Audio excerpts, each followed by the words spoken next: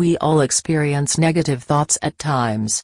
Unfortunately, our social and environmental conditioning can lead us to treating them as things to be fought against, avoided, or a sign of our weakness. As a result, the negative thoughts are often coupled with anger towards ourselves. These negative thoughts can keep us stuck in our own heads, and hinder us from moving forward with our lives in a positive manner. With that being said, there's much to learn from these so-called negative thoughts. They can teach us some very important lessons, and it is our fear of negativity itself that keeps us from learning these lessons. Next time your mind wanders into negative thinking, don't try to suppress such thoughts. Instead, use them as a ladder to haul yourself back up. Here are the 7 most important lessons you can learn from negative thoughts. 1. If you're lost, negativity can be your compass. Being angry at yourself in times of crisis can cause you to become lost in a sea of thoughts, and even forget how you got to this state in the first place, thus preventing you from avoiding it next time. Instead, try using your negative thoughts as a compass. Think of why you became angry in the first place to try and find the source of your frustration, as well as remind you where you want to be. You can guide your search with questions such as, when did I become angry with myself? Has this sort of thing happened in the past? Were my reactions to this situation different last time?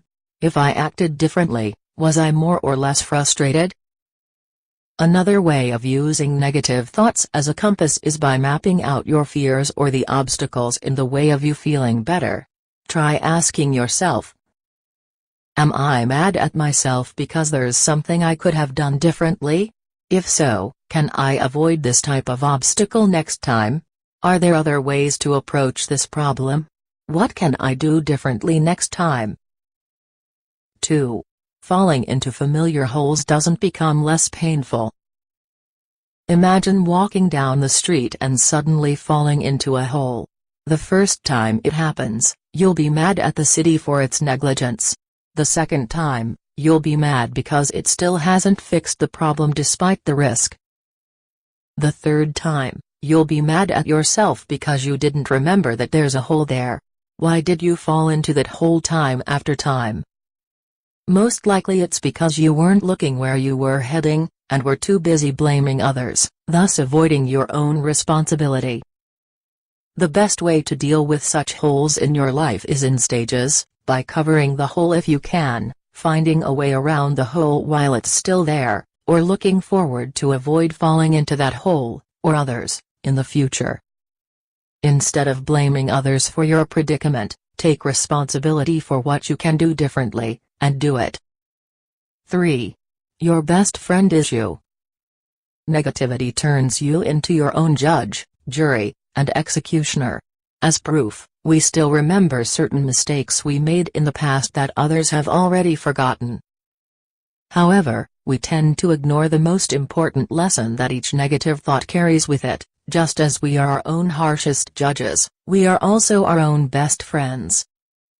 Instead of running in circles, finding yourself guilty time and time again, try looking at the problem impartially, as if a friend is telling you about their problem and asking you for your opinion. What your advice be? Is it really a problem that cannot be overcome? When you look at an issue from the sideline, you can often find a solution more easily. If you keep practicing this lesson, you'll find it easier to connect with yourself, and stop judging yourself so harshly. 4. No one knows everything. Many of our negative thoughts originate from the false assumption that they are indisputable facts. We can be sure that there is only one reason for our failings, or that people act a certain way because of one specific reason. These assumptions can be completely wrong, making them into the feet we use to trip ourselves over when dealing with future problems. If we think that a colleague has no time for us because they don't like us, we won't be able to communicate with them positively in the future, even if their reason was that they were busy, or weren't feeling well when we approached them. Such an incident can lead us to analyze our relationship with others incorrectly, as well as causing us to make the same mistakes time and time again in future. In quite the same way, being rejected when applying for a job can make us think we're not talented enough when that position may have been made redundant for a variety of reasons.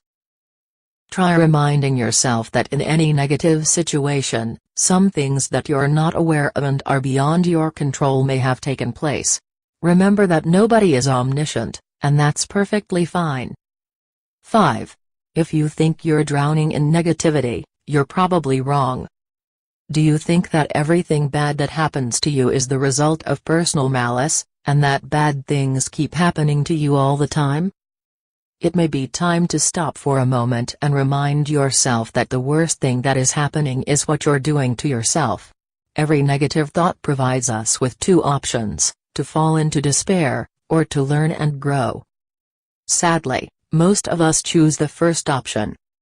In order to help yourself see the situation from a broader perspective, assign every negative thought a couple of new friends, factual proof, and a different interpretation. Factual proof forms the basis of assessing your situation. For example, if a friend is mad at you, what are we basing our understanding of that anger on? At the same time, even if you're sure that your interpretation is correct, train yourself to come up with an alternative, logical interpretation of the situation. It might just be the right interpretation after all. 6. Some positive thoughts are disguised as negative ones. Not all thoughts that begin in a negative tone are necessarily negative themselves. It may surprise you, but if you think about it, you'll find out that it is indeed the case. You may be imagining the worst possible scenario about something that may happen to someone you hold dear, but this thought is actually a positive thought, originating from a place of love and care for that person.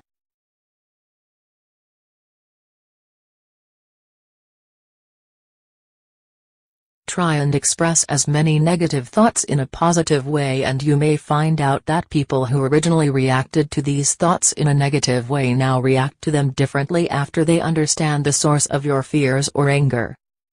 7. To move forward, stop collecting trash.